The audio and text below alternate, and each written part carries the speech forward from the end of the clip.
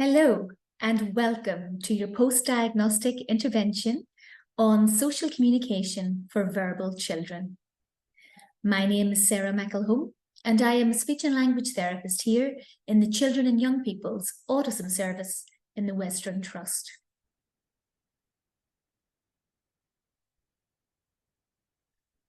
In this intervention, I hope to provide you with an understanding of the differences that individuals with autism may have in developing and using and interpreting social communication. I hope to provide you with some practical ideas and strategies that will help promote successful communication for everyone. Over the next few slides, you will hear from a young autistic male and his experience of autism and social communication. We will also look at the communication cycle and try to look at the differences between nonverbal and verbal communication. I will also pop in again later to advise you on why we use visuals, describe their benefits, and give you practical ideas in how to support your young child or young person in any environment through the use of visuals. So sit back and enjoy the next few slides, and I will see how you're getting on in a little while.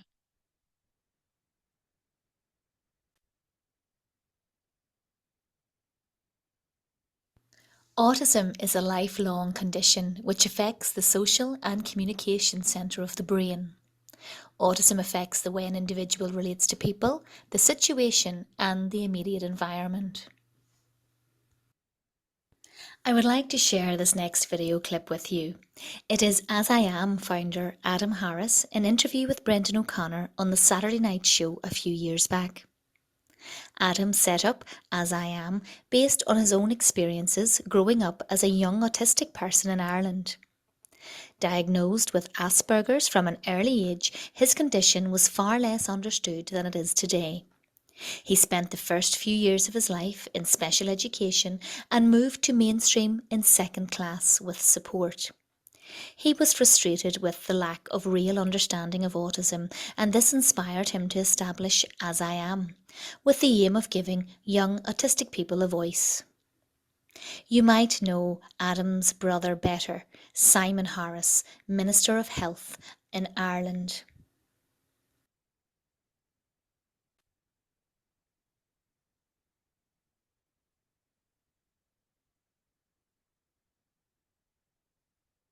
Okay, now I think it can be quite difficult for those of us in the kind of neurotypical community to understand it exactly.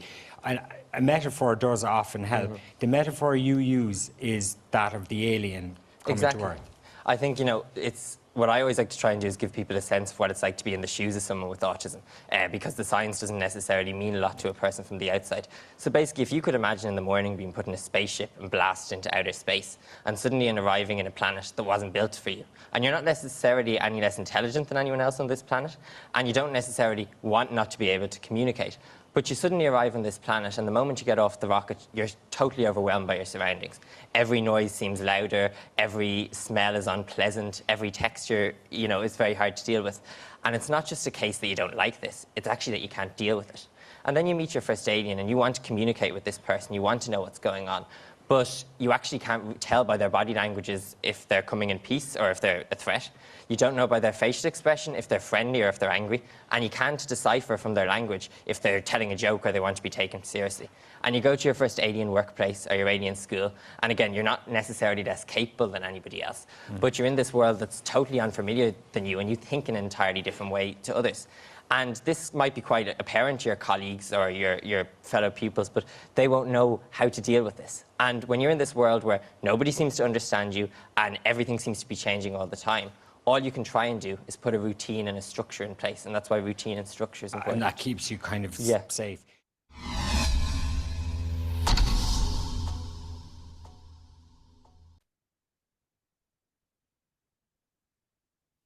What is communication? It is the desire or intent to convey a message to someone else within a social context, and it can be verbal or non-verbal. The communication seesaw illustrates that communication takes more than one individual. Usually it includes the speaker and the listener, and like a seesaw, they need to take turns and both play equally important roles in order to keep communication flowing. Communication and social skills are closely interlinked and interdependent. Communication and social skills are key areas of difficulty for children with autism spectrum disorder. Children with ASD, even those who are well spoken, usually experience communication difficulties. Whether a child is using only a few words or well-formed sentences, the difficulty they share is how they use language to communicate. Your child might find social situations difficult. Other children appear to know intuitively how to communicate and interact with each other. And many parents of autistic children struggle to explain why their child has difficulties with social interaction when they can have extraordinary skills in other areas. So what percentage of communication is non-verbal?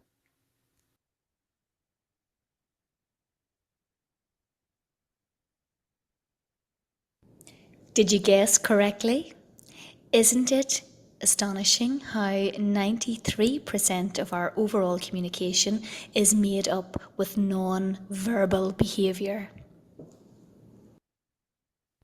This next slide explains this a little further. The numbers represent the percentages of importance that varying communication channels have. The belief is that 55% of communication is body language, for example, eye contact, facial expression, gestures, proximity. 38% is tone of voice, the volume we use, the intonation, and our rate of speech.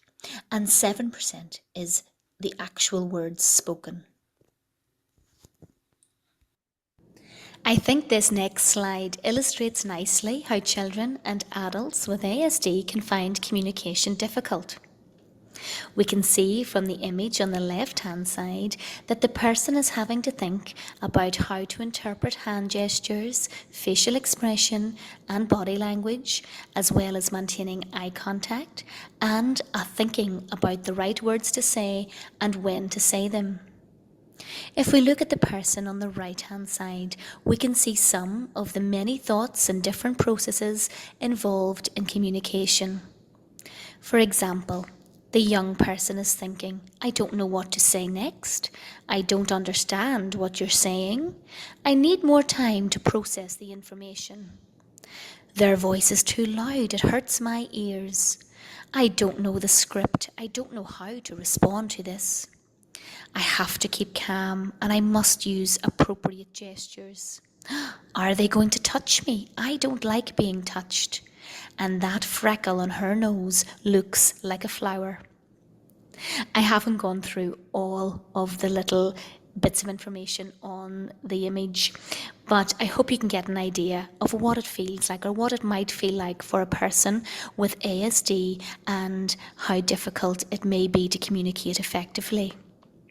So we need to bear in mind whether a child is using only a few words or well-formed sentences, the difficulty they share is how they use and interpret language to communicate. We're going to look now at how best to support our young people's communication. We want to reduce social stressors. We want the young person to feel as relaxed and as calm as possible. So, for example, we want to reduce the communication pressure when they are out and about if that's something that they are not completely comfortable with. For example, busy shopping centres, parks, and places with lots of people may add some additional stress. We want to be mindful of our own language. We want to say less, speak slower, pausing between words, repeat if need be, and sometimes rephrase what we have just said to make communication easier. We want to stick to specific key words. Call or say the child's name before you start talking. and ask less questions.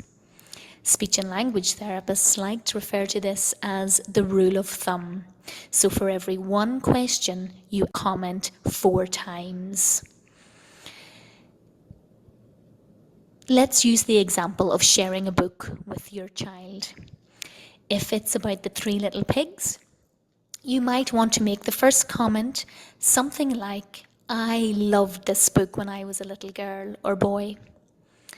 You might want to ask the question next, what did he use to make his house? So now we want to be mindful that we're not going to ask another question, but we're going to make 3 further comments. That was a good idea to use the bricks, might be one. Oh, I hope they can run faster than the wolf, second comment. And the third comment might just be something like, oh, I really enjoyed that book.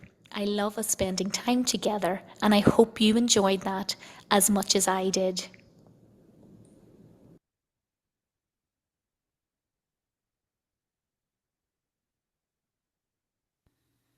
We can support our children with communication difficulties by allowing them to practice new skills in different places and with different people. We can support them by using visuals, symbols, timetables, and social stories, and giving them enough time to respond. We must wait. Some of the recent literature suggests that we wait upwards of 20 seconds before responding. We must both be aware of the environment we're in, consider if it's too noisy, too crowded, and the sensory load that might impair processing. We also must avoid using irony, sarcasm, and figurative speech. Over the next 2 slides, I have set out some examples of common communication characteristics that young people may present with. We can see on the left-hand side, understanding/comprehension. Examples of difficulties within this area of communication include inconsistent responses, overreaction or underreaction to environmental stimuli, interpreting things literally. So, for example, if the young person is told to hop out of the car, they literally try to hop on one foot when getting out of the car. You can see next we have non-verbal, and some children may not acquire verbal language. They have limited intentional communication, limited use of eye contact, lack of joint attention, and have limited gestures.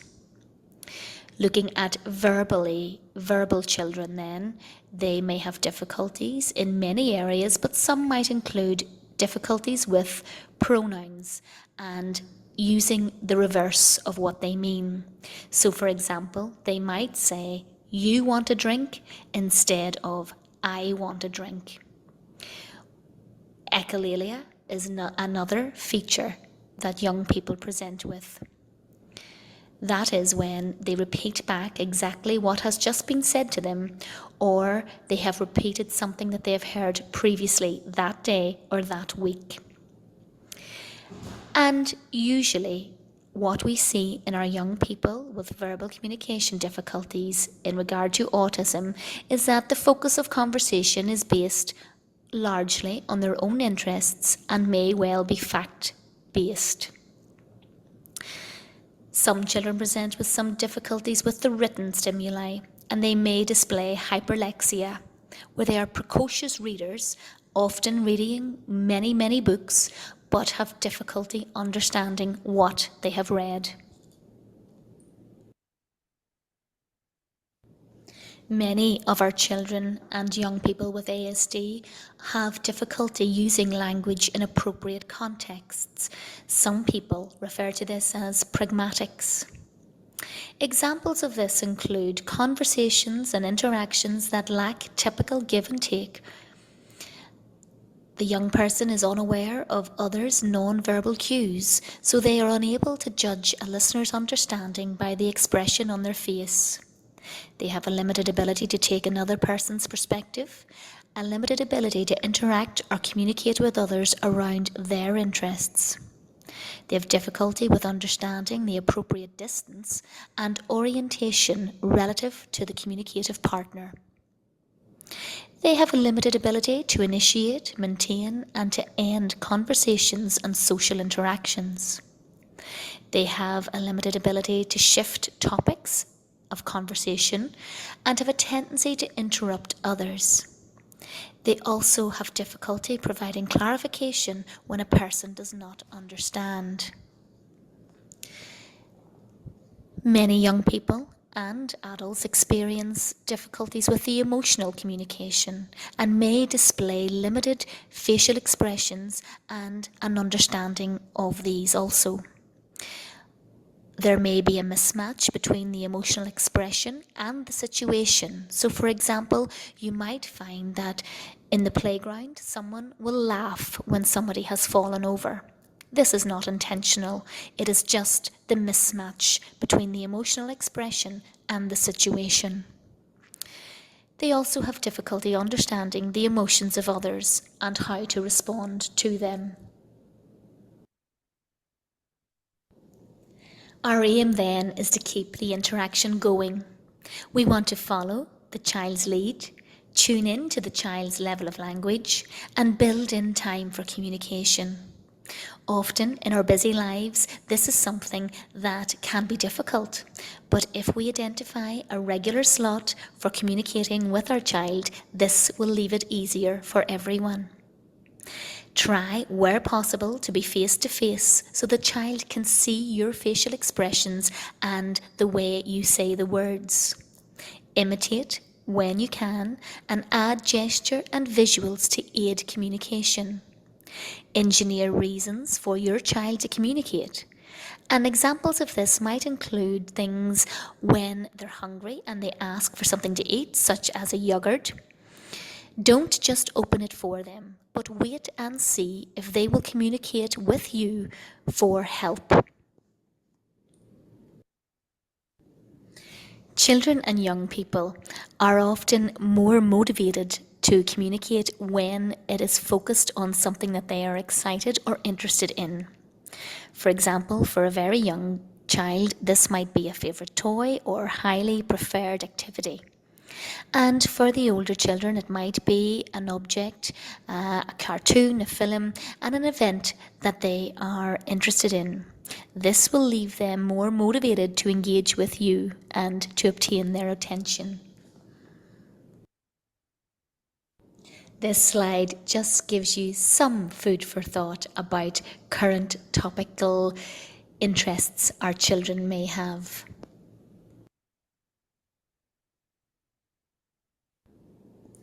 The 3 key rules that we want to remember for adults are to keep our language as direct and explicit as possible, use and savour teachable moments wherever and whenever they may be, and practice in realistic situations.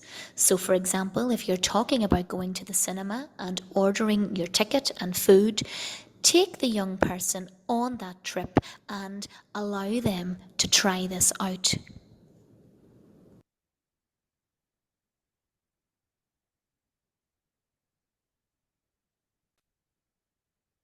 I hope you're all following along okay and keeping with the material. Feel free to pause it at any time. We are now going to look at visuals. And people with autism tend to be visual learners. What we know from the science is that that particular area within the brain of an autistic individual appears to be more hyper-developed. So that means we should play to that individual's strength. Please try and use visuals where and whenever you can. Visuals reduce stress by making the environment for children, young people, and adults more easily understood. They are adaptable and portable and can be used in almost all, if not all, situations, both inside the home, at school, or in any environment you find yourself in.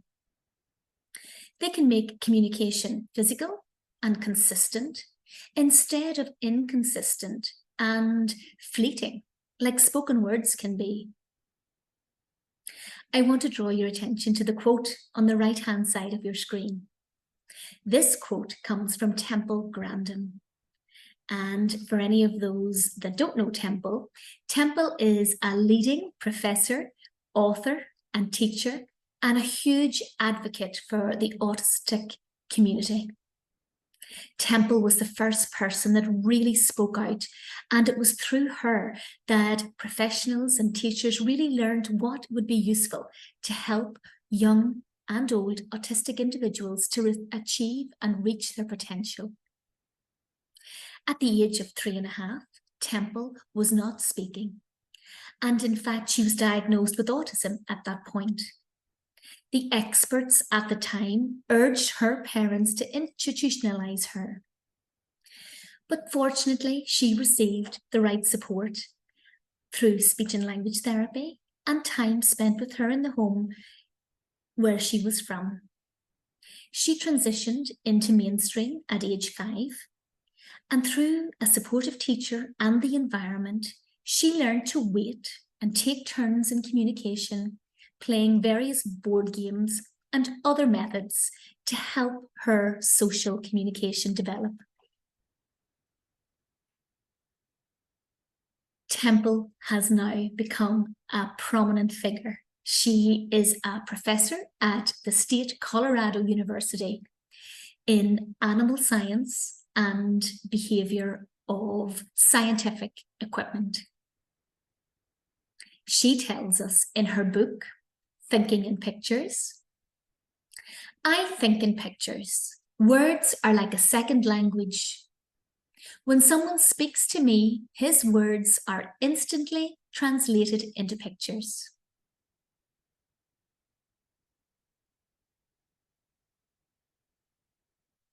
I'm going to practice what I preach this time, and I'm going to use visuals to help emphasize this point a little bit more. So visuals are permanent. They're there for reference and they're not moving, or they will not be easily forgotten about. The science also tells us that for autistic individuals, processing of language takes that little bit longer. Visuals give our children and young people time for language processing. There is no immediate requirement for them to respond. Visuals help prepare students for transitions. Transitions such as first and then and strategies of this kind are used to help prepare children for change.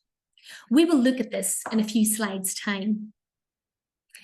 Visuals help children see what you mean. Sometimes the words are very abstract and our children find it hard to visualize what we mean. Visuals help all students and individuals and any adult.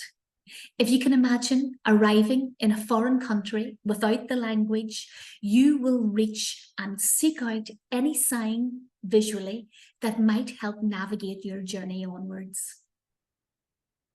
Visuals help build independence. There's nothing more satisfying than being able to complete a task or piece of work by yourself in a nice, orderly fashion. So by using visuals, we are promoting independence for our young people. Visuals are transferable between environments and between people. They can be lovely and indiscreet as the child gets older, and some use them on a little key ring attached to their school skirt, trousers, or blazer. Visuals have no attitude.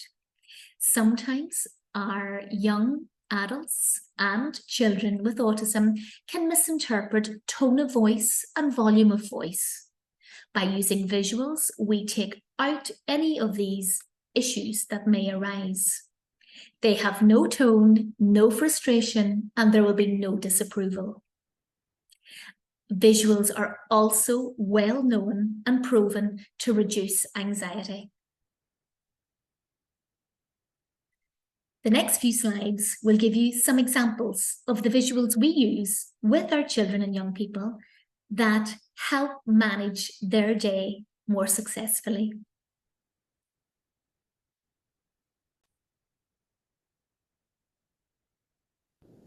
Another quote from Temple Grandin is, "One of the most profound mysteries of autism has been the remarkable ability of most autistic people to excel at visual spatial skills while performing so poorly at verbal skills."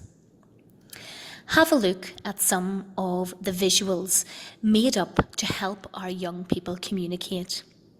On this slide, you will see choice boards, ones that include pictures to represent items that the child might want to eat and drink, and all the child has to do is point or nod, depending on their physical ability. The image on the right-hand side has more flexibility for a more physically able child that can select the chosen and desirable activity or item and place it on the chosen board. Over the next 3 slides, you will see images of physical structure within school and within home. These are just some ideas of how we can use the environment and the materials in a better way to help ease communication and understanding.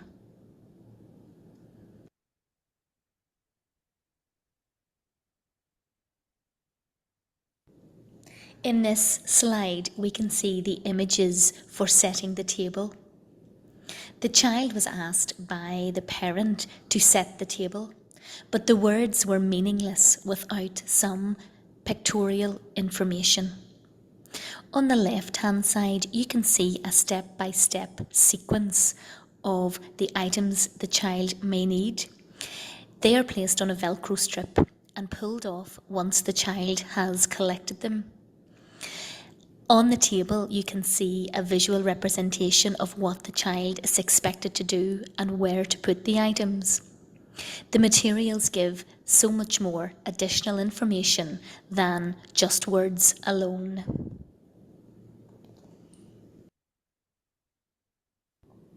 Timers. Timers can be really beneficial to support an individual, to know what to expect, and to help them manage transitions from one activity to another. The timer template shown on the screen on the left works by sticking the numbers onto the timer in descending order, from 5 down to 1. A parent or carer or teacher, or the individual themselves, can take off the numbers gradually, showing the individual that they are moving closer to finishing the activity and moving on to the next thing. Once all the numbers are removed, the current activity is all done or finished, and the individual can then successfully move on to the next task. The egg timer in the middle is also effective in showing young people and adults how long needs to be spent on each activity. The third picture is also timers represented by Lego blocks, again adding some motivation for task completion. Schedules. Schedules tell the child in a way that they can easily understand what activities will occur and in what sequence they will occur in. Typically, they are arranged from top to bottom or left to right. And schedules take many forms. They can be for all of the child's day or used for part of their day. They can be presented in many ways. Some are written, some are used with pictures, symbols, photographs, or objects, or they can be used with a combination of many items. It is important that whatever schedule is agreed, that it is consistent between home and school. First and then boards are a nice, simple way to introduce schedules to young children. They can see easily, at a glance, what comes first and what comes next. Schedules should always be tailored for each individual child and reviewed as that child makes progress. I have included some examples of schedules presented in different ways on this slide for you to have a look at.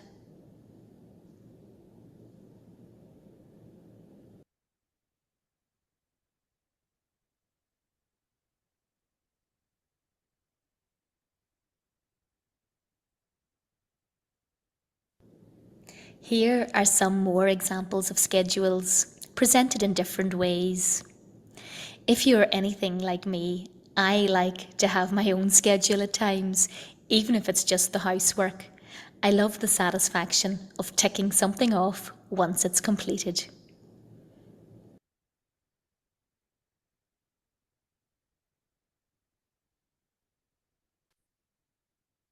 It is also important to incorporate change for our children and young people. You will see at the top of your screen a school home planner. You can see that the child has after-school activities on Monday, Wednesday and Friday.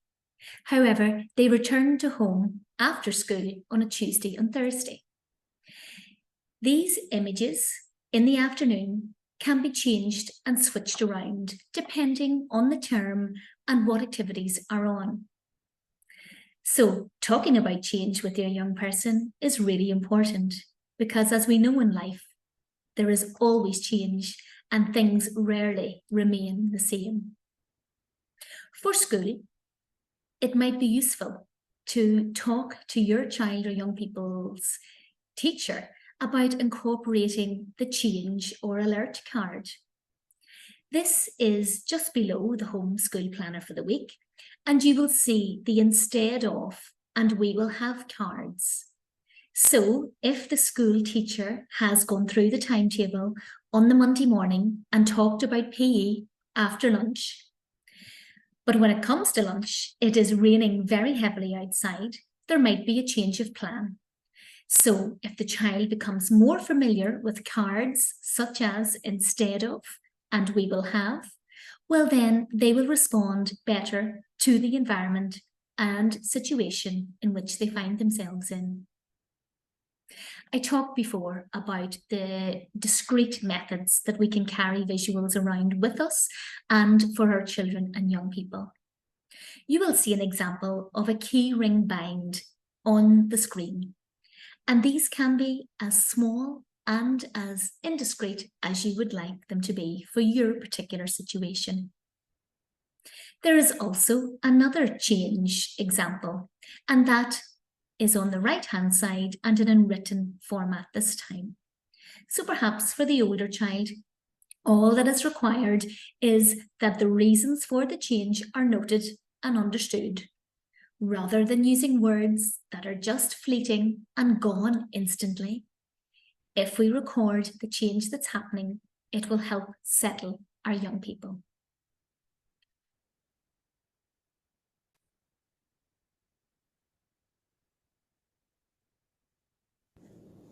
I talked briefly about first and then boards a few slides back, but just to explain them a little further, they are a simple two-part schedule that teach the sequence.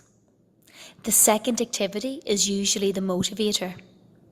Obsessive behaviours can be used as rewards where appropriate, and timers can also be used alongside this type of schedule.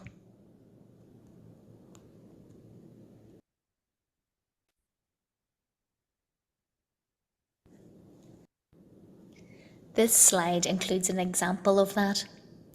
So this child needed some encouragement to get his homework done. So we used a picture to represent homework, followed by the remote control from his PlayStation.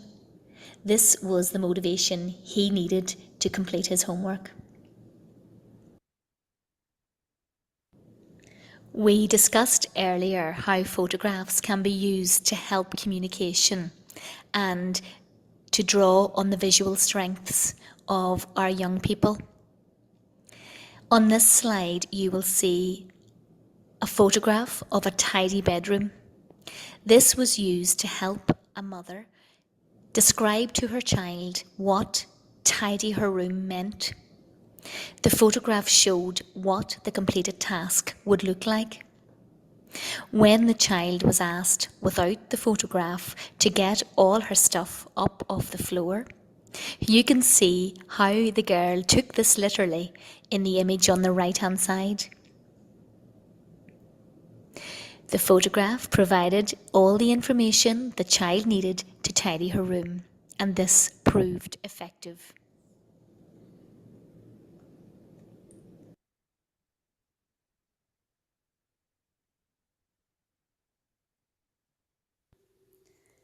For those children who struggle with taking turns, a taking turn board is effective.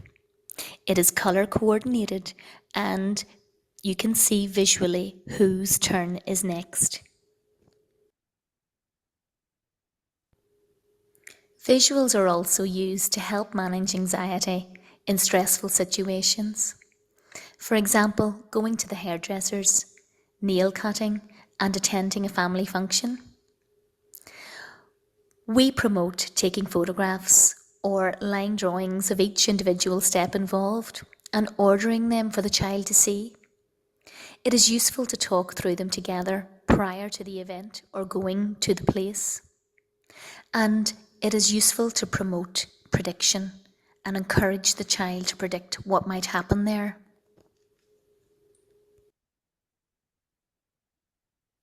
Here is an example of going to the barber's. I have included on this slide some images for you to get the idea of the steps involved in this trip. You might want to use less or more pictures, but make sure you present them to your child in a way that they can easily understand the steps involved. Remember, use the left to right or top to bottom presentation style. This slide shows some visual strategies for nail cutting. The first image shows a young person's hand with the numbers 1 to 5 written on with a soft pen.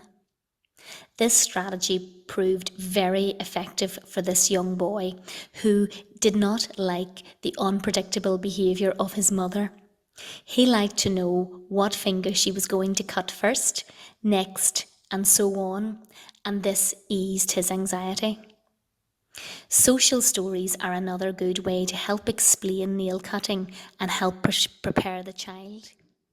Social stories are further explained in the video labelled Social Stories. The third image shows how elastic bands are used, so the child has some control of which fingernail the parent is going to cut. This slide shows how to share information visually between home and school. Again, like I discussed earlier, this can be presented in many ways. By pictures, line drawings, coloured images, or simply written into a diary or piece of paper. It is important to recognise the use of technology, especially with our older children, and this should be encouraged. There are apps for camera, tasks, video, calendar and alarms available on most phones, and these can be used to help with schedules and preparation for tasks.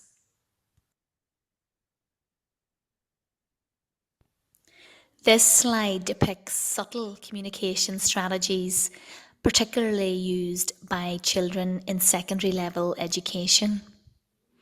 The first image is the communication block, and this is for students to subtly express how they are feeling about the work or themselves. For example, if they show the red side to the teacher at the front of the classroom, that indicates that they require help immediately. The yellow side means they need assistance when the teacher is free. And if they outwardly show the green side, that means they are getting on happily and feeling okay. These sentiments can be recognised and depicted with the coins also. For example, the copper coin could be used if they needed help immediately, the 5p coin if they need assistance when the teacher is free, or the pound coin to show that they are feeling okay. Other cards successfully used by young people are cards such as the exit card or a break card. Students hold this up subtly to indicate to the teachers in the classroom that they need a break and can then leave the room without seeking verbal permission.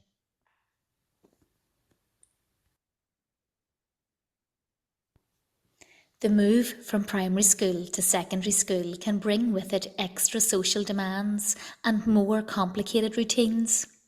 These can affect a child's feelings, emotions, and their overall behaviour. The app illustrated on your screen shows and supports the child how to navigate these situations. The app is provided by Black Sheep Press and it's called Talking About Secondary School. The scenarios below illustrate situations a student may face at secondary school, and each scenario has a number of responses illustrated, encouraging the child to discuss how appropriate each might be. Even very able cognitive, verbal children find their anxiety levels rise when they find themselves in a problem situation. They sometimes lose the ability to actually make their point very clearly. The app provides a range of real-life scenarios and the young person can select the issue pertinent to them by clicking on the picture. The app provides direction for what the child can do and gives them the language they need to use in order to carry the task or procedure out successfully.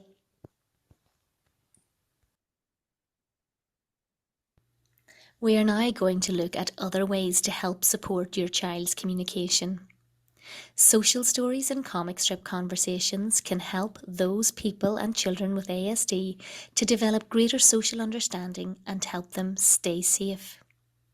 Social stories were created by Carol Gray in 1991, and they are a short description of particular situations, events, or activities, which include specific information about what to expect in that situation and why. My colleague Emer has explained social stories in greater depth in another video, which you will find on our website.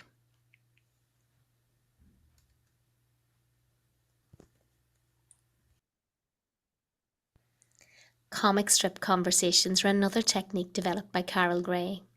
These were developed to assist individuals with autism spectrum disorder to develop a greater social understanding. Comic strip conversations can also provide insight into the individual with ASD's perception of a particular situation. Usually comic strips are a conversation between two or more people that's incorporated by simple drawings. Where possible, the child or the young person draws the pictures. The pictures can represent emotion and feelings by using different colours. We will see this in the next slide.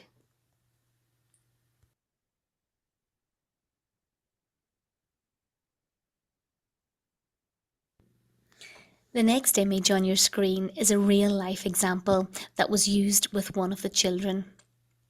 You can see the scenario unfolding where the teacher has asked a question to a little girl, but a little boy has interrupted with his own thoughts and views.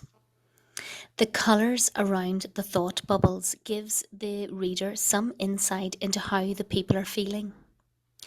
Generally, the colour scheme is green for good ideas, being happy and friendly, red for bad ideas, anger and unfriendly, blue for sadness and feeling uncomfortable, yellow for frightened, black for facts and myths, orange for questions, brown for comfortable and cosy, purple for proud, and if there's a colour combination used, it normally represents some confusion.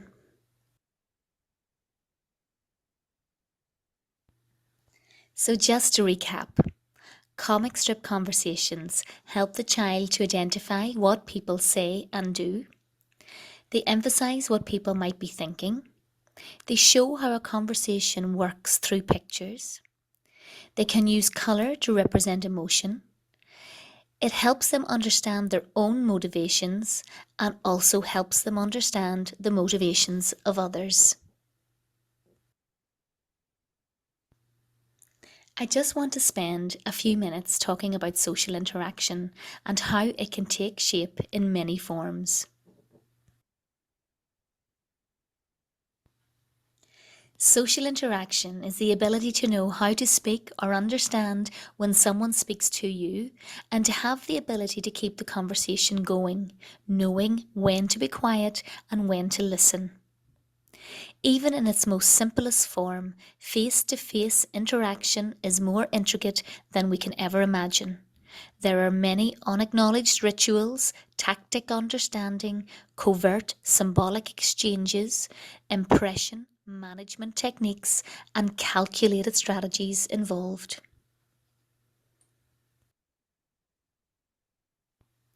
It is therefore no surprise that many people, no matter what generation they're from, young and old, with or without disability, choose to interact socially on different platforms.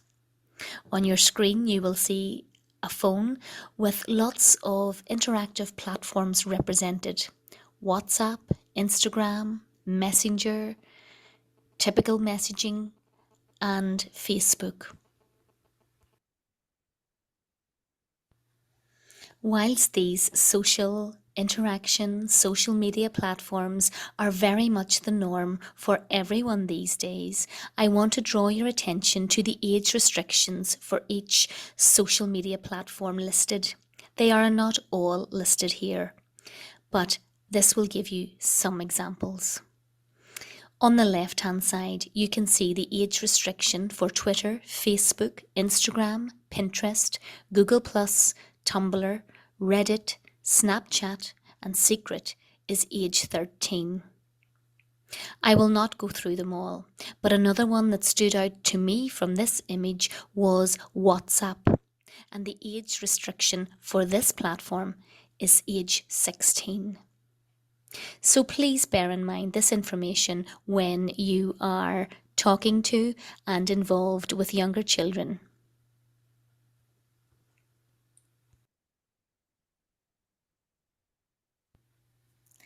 This brings us to the end of the presentation, and I have included a list of useful websites that you might want to explore in your own time.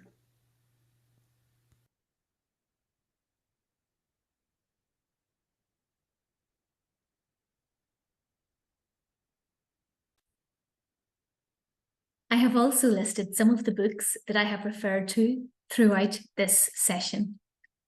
As you will see, they will range in author, and the list is not exhaustive. I want to take this opportunity to thank you for getting to the end of this video. And should you have any questions or queries or other concerns about your child or young person, please feel free to get in touch. There will be a link on the next slide that we would really ask you to click on. If it is difficult to click on it from the presentation, you will find the link to our evaluation in the email in which you received it on. So thanks again, and I hope this has been helpful.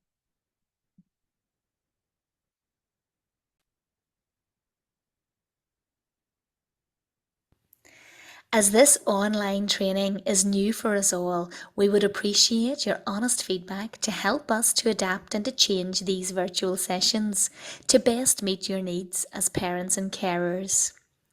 We would be very grateful if you could complete the questionnaire. There's a little link below, so if you click it, it will take you to that page.